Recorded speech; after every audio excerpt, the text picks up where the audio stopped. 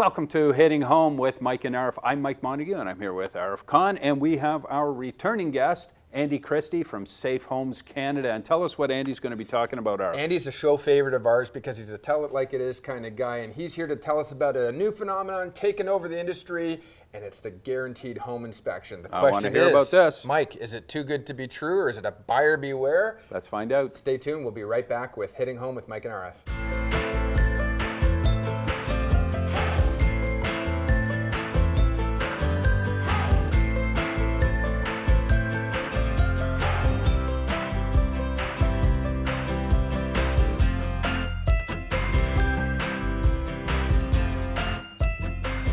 And welcome back to Hitting Home with Mike and Arif, and we're here with Andy Christie, Safe Homes Canada. Thanks for being with us, Andy. Welcome back, Andy. Thank you. My pleasure. You know what? What is going on in an industry where we're offering guaranteed home inspection results? Your house is guaranteed to pass.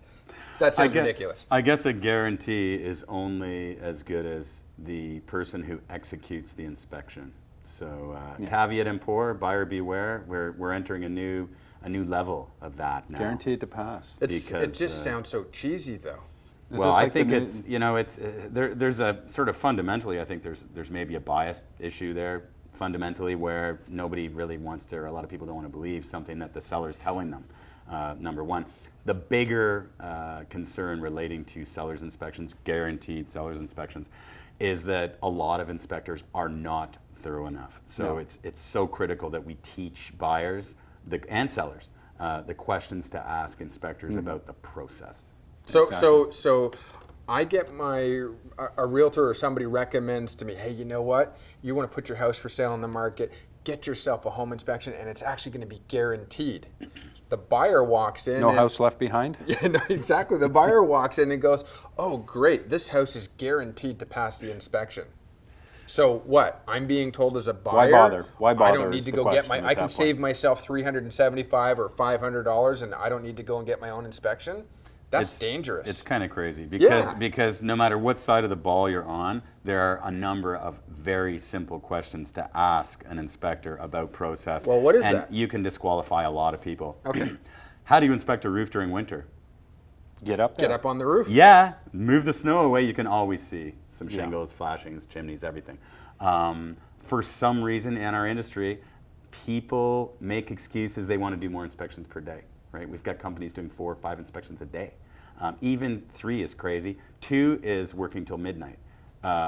It's just the way it is if you're doing a thorough inspection. So how much time, just a standard municipal subdivision home, smaller, newer home, 22,000 square feet, how much time should you be in there Absolute going through minimum. that house? So after doing this full time for 25 years, it's 2.5 hours. Mm-hmm. Last week, after one of my realtors found horrible, degraded, end of their life shingles at a guaranteed seller's inspection house, I looked at the shingles. They were done 2 years ago, and in the report it said normal wear and tear. Mm-hmm. And I called the company and I said, how long does it take to do an inspection? And they said 90 minutes. And that's pretty telling, isn't it? Yeah, absolutely. Yeah. I also asked them if their inspectors get up on the roof. I said, how do you inspect the roof during winter? And they said, we don't. So there's a bit of a contradiction. So I think what really comes down to is this is an industry. This is a numbers game. I mean, insurance in general is a numbers game. We're going to charge everybody a premium. Exactly. And then 1% of the time or 2% of the time we're going to have to pay out and we're going to have to do something. The numbers are there to support it, right? But that doesn't right? help the new family or the new person who walked in and all of a sudden they thought they bought their dream home, they thought they're finally home, and they just inherited a headache. Big time. And the other part of it is the agreements. I read the agreement for this deal last week when I was invited to check things out and help. The agreement is extremely protective of the underwriter. So there are fees that are associated with making a claim, multiple fees, and more conditions than you can shake a stick at. So try to get the claim. I'm sure it's doable in some very it's going to cost you $10,000. A small window of conditions, right? But it's just I guess you'd call it a pig in a poke, is one of the old sayings. It's just you're not getting what you think you're getting, and especially if you start with a non-thorough. And the other thing that can happen there, you've bought that house. It has some things that the inspector either missed or fluffed over. You may not notice them themselves during the time you own that house. But when you turn around to sell yourself, the next inspector points them out. And now the onus is on you. That's a I great didn't point. even know that was there. That's a great point. It's like people buying new houses, similar deal. They move in and they think they don't know the problems that exist there. No, they expect it to be perfect because it's new. Or and at least in this situation, they expect their guaranteed inspection report to be accurate, and unfortunately, that's not always the case. Do you know what? There are many Ontarians who have had the displeasure of being involved in a car accident. They think, you know what, I pay my premiums for the last 20 years. I'm a good driver. I haven't had any demerit points. I'm in an unfortunate situation and I get into an accident. And now all of a sudden my insurance company's not there for me, or now all of a sudden I'm not only am I injured and is my ego bruised, or I'm sore and I'm out the inconvenience of having to get a rental car, but now I'm fighting my insurance company for what I paid for. And your rating has been And I'm thinking, reduced. I'm just translating this into one of these scenarios here where how readily available is that insurance company going to be to come out and pay the claim? Yeah, it's like different levels of money pit. So at least when you interview your own inspector and hire your own inspector, and if you don't do a good job of that, at least there's some accountability there. Yeah. But then this next step of again, not to overuse the term naivety, but it's really relevant right now in this conversation. And so you've gone with this guaranteed thing, and you still end up with some level of money pit, and it's just there's a square peg in a round hole there somewhere. Yeah. You know. So go ahead. Go you first. Bottom line then, you're presented with this guaranteed home inspection as a home buyer, and I mean, caution is obviously one word, but what would your advice be? Still get your own home inspection?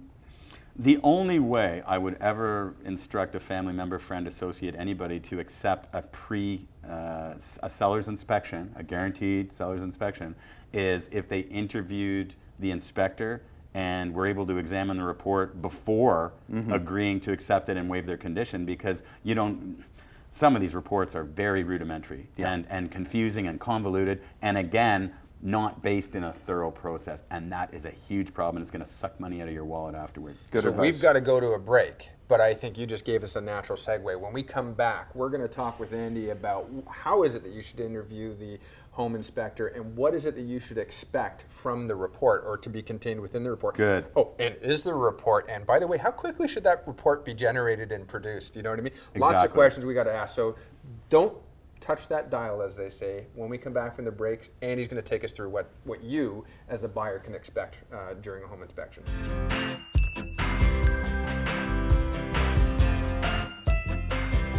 Welcome back to Hitting Home with Mike and Arif, and we've got our guest Andy Christie from Safe Homes Canada.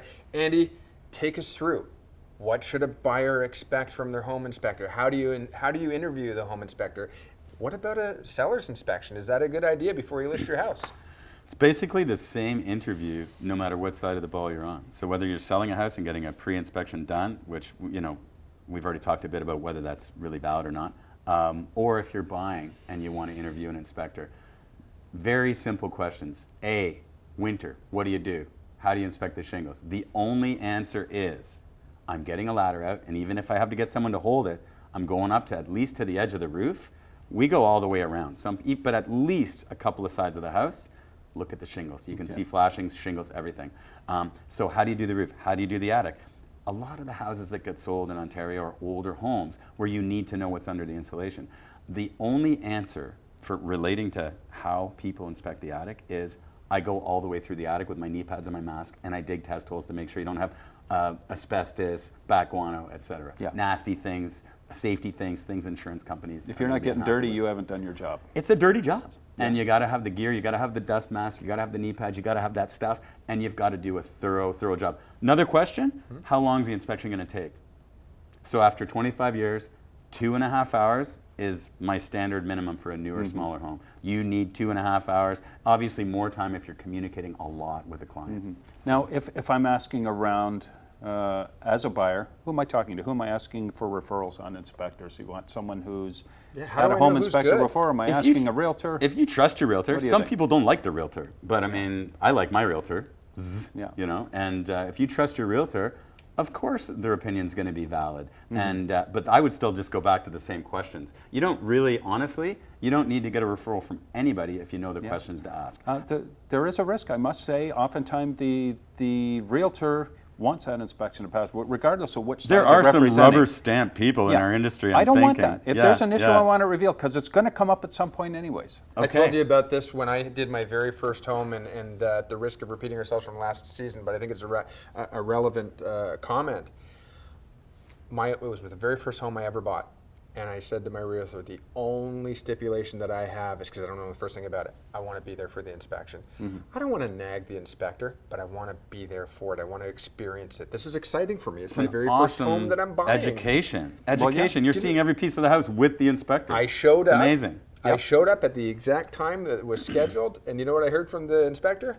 I had a cancellation earlier. I managed to get here. I'm already done. Here's your report. Just write me a check. No.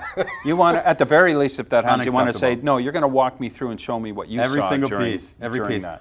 Back to the interview questions. How about this one? So when I was reading the report last week from this very brief seller's inspection, again, it was a confusing report. I picked through it, and it said a representative number of windows were inspected. So What does that mean? I'm Yeah, in what does shock. that mean? So all you should ever do, in my opinion, is check every single window. If the Check first three seal, were good? check it mechanically. Every single window in the whole building, because a lot Yeah. of homes have various ages of windows. You've got some from the 80s over here, some from the 2000s over there, some non-thermals in the basement, whatever. You've got to check every single one. Same with electrical. You have to check every Each piece. one has its this own thing of representative issues. data, checking it, no, that doesn't work at all, because that misses money coming out of your wallet to deal with the That's windows just that didn't get checked. cutting right? corners. That's It all kind that of is. sounds to me like you're buying that extended warranty on the used car that you picked up, and it's got a thousand things that it covers. But if you actually inspect what it covers, Yeah. it actually doesn't cover any of the expensive Yeah. things that you're going to likely be faced with. Unfortunately, the seller's inspections, in my opinion, are just extremely protective of the underwriter, extremely protective of the inspector who didn't go on the roof.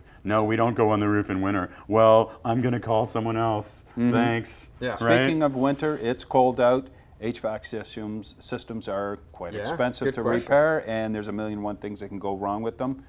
Tell us a little bit about How do you test the your- AC when it's minus 25? You don't. Once you get under once you get under 12 degrees Celsius, 11 degrees Celsius, something like that, AC, the physics don't work in air conditioners, right? So should be calling you back in spring or Well, calling it's the kind of a service funny, that's technician? one of those things in realty, in agreements for purchase and sale, as you know, where it's really difficult, if not impossible, to protect yourself fully relating to an AC unit where you're doing your deal in the middle of winter and you move in May or June, or you just go to start it up in May or June and it doesn't work. I think there is, though, Andy, there is a legal, or Mike, a legal stipulation that you can't put in there. For example, if you're buying a house with a swimming pool and you're buying Survives closing? Yeah. yeah, survives closing. Right, Yeah. right. So you can put in If there you remember to do it, you've got a rider or realtor what- doing his job, representing you as the buyer, put that clause in there. Yeah. That survives the closing, because most of it says sell, survive, and not merge on closing. Okay, for a so lot of again, those things. it's an education piece for our viewer. If you're buying a house that has air conditioning in the winter, if you're buying a house that has a furnace in pool. the middle of August, Yeah, or if talk you've got a about swimming everything. pool. Talk about everything. And there is no Yeah. dumb question, I guess, really, what it No, comes down to. no, and that's the beauty of the education process when you're not rushing your inspection on Mm-hmm. site and you're taking your time to field every concern and question. Yeah. Now I'm still going to control the process on some level, one piece at a time, starting with foundations, control the process, but politely answer all questions and take the time to Mm-hmm. What are the big to ticket? address concerns. Yeah. So you've got the report in your hand, and it's a comprehensive report. Now, how do I read that thing and decide what's cosmetic and what should I really be focusing on? What are the elements that are going to make me not want to buy the house versus what are the elements that are going to make me realize, okay, I now am prepared with what I'm facing and I can use this as a guiding document going forward? Great question. So everybody has their own opinion on what's important to them, you know, and the inspector's job, let's keep it simple and go back to the fundamentals of it. What's the job? Assess every single piece, assess every single dollar that has to be spent at every part of the home, and convey that clearly to the client. Then the realtor and the client can figure out what's important to them, what the true money pieces are. But again, if you go back to pre-inspections, I think maybe some of the sort of the devil in the details part of it gets missed. Big things get missed too, but you have to consider everything. And when you get a document in front of you, it's got to have every single deficiency. That's why you have to execute at least a 2.5 hour job. Otherwise, you're missing things. Check every window, check every electrical piece, go all the way through the attic. When you do all of that, whether it's a pre-inspection for a seller or a buyer, the then the realtor and the client can have an informed conversation about Yes. how they're going You to, what need they're the going to, information how to they're make going to that. deal with it. Yeah. So this is a good, actually, a really good piece of information. And just before we go to the break, I would say then this is a document that you take back and you sit with your realtor, and you also sit with your licensed mortgage professional, and you're going to see, wait a second, I've been pre-qualified, or I've been qualified to spend X amount of dollars on a house and get a mortgage for this much money. Now I need to decide the items that are contained within the document. Do they fit within my budget? Do I have or- enough money? or Yeah. Do I have enough money, Yeah. or am I in Yeah. trouble? Money We I gotta may go- have to spend the first 6 months we or got the to next go to 2 break, years. so when we Yes. come back, let's pick that up and talk about what comes next. We'll be right back on Hitting Home with Mike and Arif.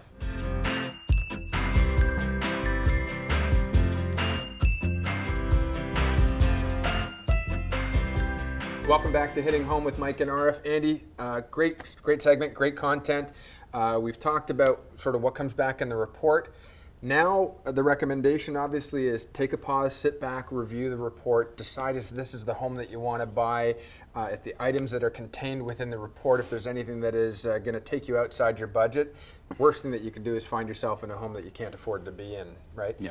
But really, when you've looked at the report, you get to decide, Mike, are these things that I can live with? Yes. Are these And things that- and I that can answer will pick be away different at for over the different next year? people. Exactly. For sure. And you just made me think of something, and that is, I think in our industry, one of the sort of deficiencies of inspection sometimes is that an inspector thinks their job is to tell you, you have brick on your building. It's like a list. No. They need to be completely connected, inspectors do, to the resolving problems. Understanding what the most inexpensive solution is at every piece of the house. Yeah. That's part of the job. So it's okay and appropriate for a realtor or a client to say, what's the solution to this? Now, at some point, if it's some confusing electrical thing, you need an electrician, or but I'm not turning to a guy who owns a backhoe and asking him and consulting with someone who owns a backhoe about whether or not you need to dig around the foundation walls, right? So let's qualify all that first. Part of the job is presenting what the exact solutions are. Yeah, safety right? issues first and foremost. And at that point, again, it's up to the realtor and the client to look at them, and it's a question period kind of thing with the inspector, but don't miss anything. Don't ignore anything, because it all adds up. Mike, I think you touched on it at the break, and that really is simple. If you're buying a brand new car, you expect it to be in showroom factory condition. If you're buying a resale car, don't point out the minor ding and dent. And even on the new home as well, there can be issues. They may not be surface issues, but there could be structural issues, and I would not forego a home inspection just because it's a brand new home. That would be insane, because every single Tarion inspection, literally, almost every single one of them, we find extensive deficiencies. Yes. And 90-something% of buyers of new homes in Ontario, the deficiencies survive the end of the warranty period. So here's an interesting part about buying a brand new home as well. Oftentimes the builder is using subtrades. And so in any one development, you may have 50 or 100 different companies who are doing the brick. You may have 20 different companies who are doing the drywall. It's who's available, who can get it up. It's a volume build. And there's almost an expectation that says, just go ahead, leave it there. We'll deal with that at the 1-year inspection or at the 90-day inspection, and Tarion will pick that up and take care of it. How often do you see that as a reality? Tarion doesn't pick anything up and take care of it, because they're only there to respond to inquiries and reports submitted by buyers, and your average buyer doesn't know where to find the deficiencies. So it goes back to, you want to be a smart, self-serving, prudent buyer, call a qualified inspector for a Tarion inspection. It's really important, really important. Minor Good anecdote, advice. I Good actually advice. got caught in this scenario. We actually bought a subdivision built home, a volume build home, and I had a very convincing after sales representative from the home builder walk through, and they said, hey, you know what, yeah, that's You're true. a rock star. That little item is there, that pop is there, that tile is there. You know what, do you mind if we just deal with that all at the 1 year and just let all these things, just keep a list of these things and we'll deal with them at the 1 year. Unfortunately for us, being naive and getting snowed, what we found out is the fact that because we didn't file the first two 30-day reports, report, the 30-day report, the 90-day report, PDI, 30-day. when it came to the 1 year, Tarion said, you didn't file your 30-day, we're not going to cover you for your 1 year. New or resale, there's always going to be things to address. That's like a bait and switch game by the It's exactly what happened. Yeah, so that we ended doesn't up paying sound for it. good. It wasn't life changing, but it was rather frustrating. Your trust. I'm sorry is- to hear that. I can't say it strongly enough for anybody who's bought a new home. it is brilliant to get a full inspection done. Oh, yeah. Quite often the insulation will be R50 at the access point, and then when I tiptoe through the attic and take the tape measure and put it down in other parts of the attic, guess what? Quite often it's not enough. And it's not about it being intentional on anybody's behalf, it's just the way it happened, and you got to check. You can't assume anything is going to be... Buyer beware. Yeah, check it out. You can't assume it's going to be done right. Yeah. So let's wrap up, though. The point of the story really was there's this new phenomenon that's out there now that's going to start trending that we're going to see more and more of. And I don't know if our broadcast to our I don't know that we viewership's will. going to be enough, right? We don't know Yeah, what's going to I don't happen, know. but it is a concern. And the concern is the new idea is sellers can get a guaranteed seller's home inspection. Yeah. And so now we're at the point of the transaction. You've got a willing buyer and a willing seller, and the seller puts on the table as a perk, I've got a guaranteed home inspection.